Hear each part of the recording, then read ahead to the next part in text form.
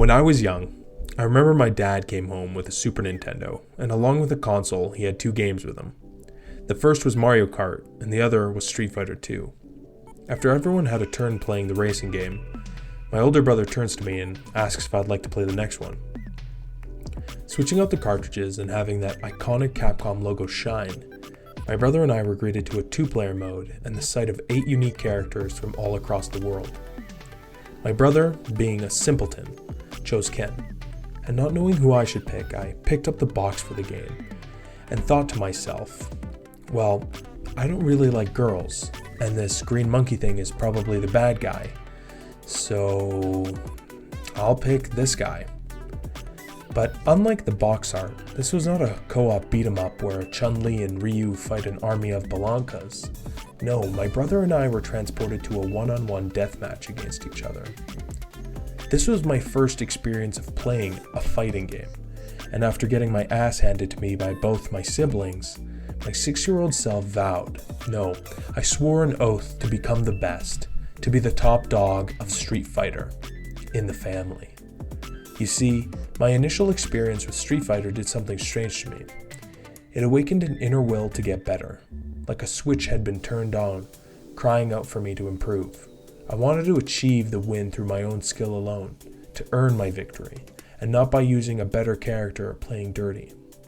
In fact, I just wanted to win with this guy. At the time, I didn't really understand the impact fighting games had on me. But now, during a global pandemic, I wanted to explore the connection between the drive of improvement and my deep admiration for a genre of gaming ignored by many. What I want to talk about is fighting games and real self-improvement.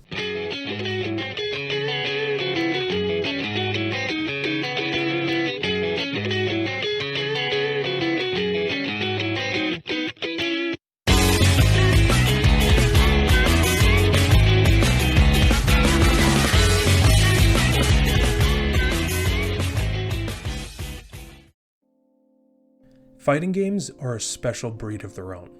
Specifically, they're one-on-one battles with zero room for luck. 2 come in, and only 1 comes out. You see, in something like Counter-Strike, you have no real control of your teammates. Yes, you can shout and curse at them all you want, but if the 4 of you agree to silently walk to B, you'll still lose if the 5th decides to YOLO, grab the bomb, and scoot to A. The luck aspect of a game like CS comes in the people you get matched with as teammates. The win rests on the combined shoulders of your team. While sometimes these random strats work, and they are exciting and rewarding, I don't know how many times I just shut off the computer, walk outside for the cold wind to hit my face, and ask myself, why are we still here? I can't control which asshole joins my team. I just pray that when I hit the accept button, 4 other competent beings are on the other side. However, in fighting games, none of that is present. Characters may have different special moves or attack animations that I should be wary of, but at the core, it's up to me and my skills at the game to win the fight. It's this personal aspect, that it all rests on me to get the job done. That I am the reason I lost by either hitting the wrong buttons or not reacting fast enough to the opponent. This really puts fighting games on a different level than others. The losses are yours, but so are the wins. And winning means you're improving.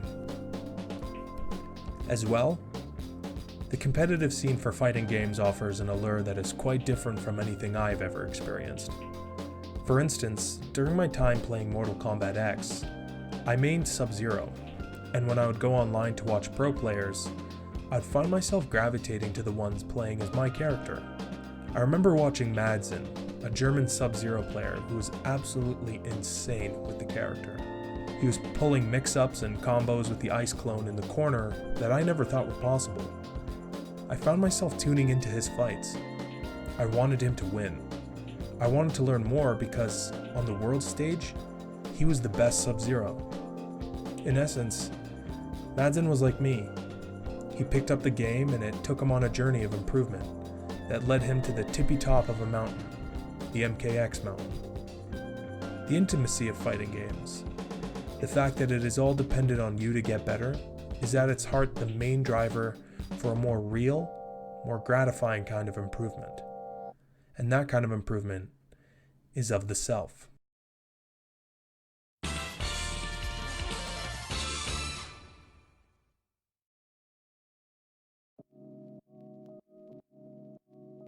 Either it be shedding those extra pounds and building a body of a Greek god, to learning a craft, a skill, a creative endeavor, or just getting that education that people said you would never achieve. The need to grow is present in everyone. It gnaws on our psyches, begging to be given form. And who doesn't want those things? If you had the choice between doing nothing and being something, all of us would choose the latter. But I started to notice something as I got older. As I started getting more involved in social media, in YouTube, Reddit, and 4chan, I noticed my thoughts around improving myself and the culture surrounding self-improvement, while not necessarily a bad thing, had an insidious side effect. If you've ever been around these circles, the ones that discuss self-improvement, you start to believe something. You start to believe that maybe you are not good enough. I mean, the term self-improvement by itself implies that you're not good enough. And while we all want to be smarter and look better and have success in our lives, the environment that you put yourself in by constantly aiming for this vague improvement of oneself draws a big red line between actual healthy growth and the constant feeling of never truly measuring up. We can never be the ideal, and we hate ourselves for that. Following this, we begin to lose our sense of direction in life, losing track of that authentic feeling we had when we first started. And now we walk a path that really isn't our own, but something conjured up by some snake oil salesman. Open up any content on self-improvement, and what is inherent from the get-go is that right now, in this very moment, you are a steaming pile of shit. That you are neither successful or happy in your life. It devalues what you already have accomplished so far, and states proudly that there is something far more better out there for you. It's just that you need the secret, the plan, the strategy, the course, the guidance, the mindset to get there.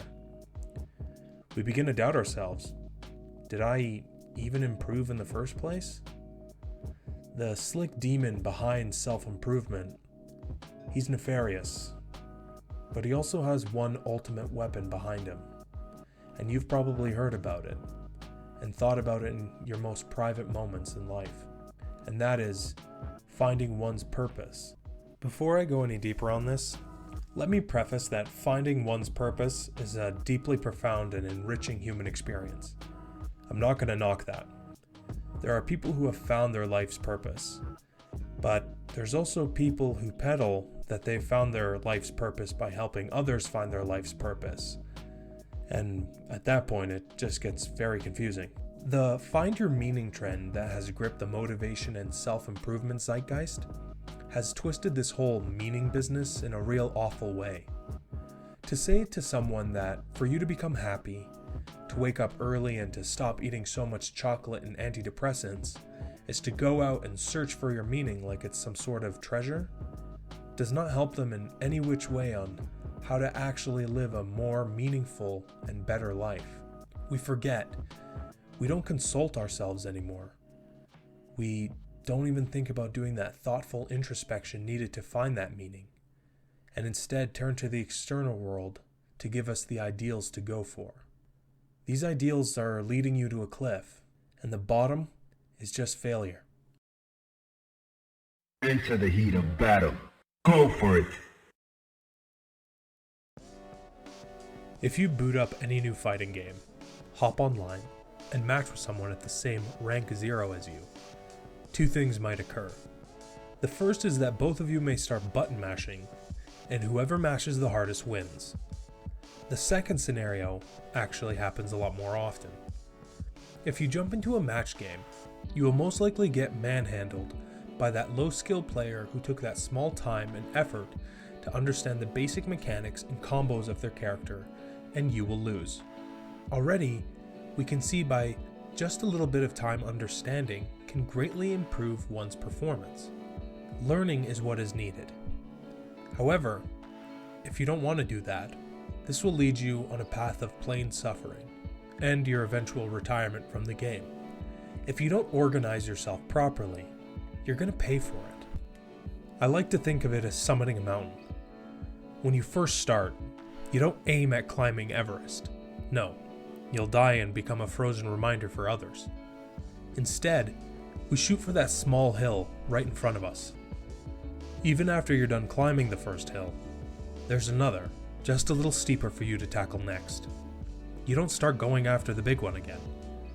In fact, if you pay attention to where you're at, the need to summit the next small hill announces itself to you.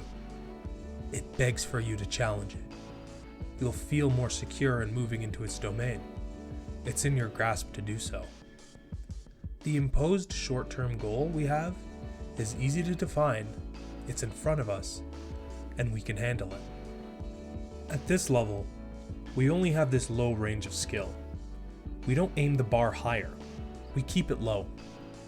And as we build up more and more short-term wins, we can see how high up we truly are. We will rage and we will struggle, we will feel defeated, and still, we will continue to pick up that controller for one more round. So, it's a surprise, however, that in our actual lives, when we choose to embark on a new goal, we seem to never achieve them. Again, we aim too high. We look at Everest where all the greats are and despair. We regard the small things around us as trivial. If I am not at this level now, there's no point in moving at all. We compare to where others are on their mountain, but continue to not take those crucial steps to join them. Real self-improvement is a healthy pace. You can't sprint in improving yourself. It has a set speed limit. As well, it's an appreciation of where you're currently at and the willingness to take another step forward. In layman's terms, real self-improvement is growth. And growth is a long and arduous process. Growth hurts, but it's rewarding. It reveals a truth about yourself and about the reality that you're facing. And only when you start looking at that metaphorical summit, that's when you will lose hope. You'll want to stop growing, because where you're at now will never help you reach there. You see, I've never reached Elder God in Mortal Kombat, and I will never fight in EVO. A high-level fighting tournament. But if my friend comes over one Sunday and we boot up a match for Street Fighter 2, you can bet yourself that I'll push myself to beat him. I won't stop trying just because I'm not the best. And to me, this is what I see as the biggest strength of fighting games. Its ability to give that oddly human feeling of growth, that we always have a choice to get back up, and we can always choose to keep on fighting.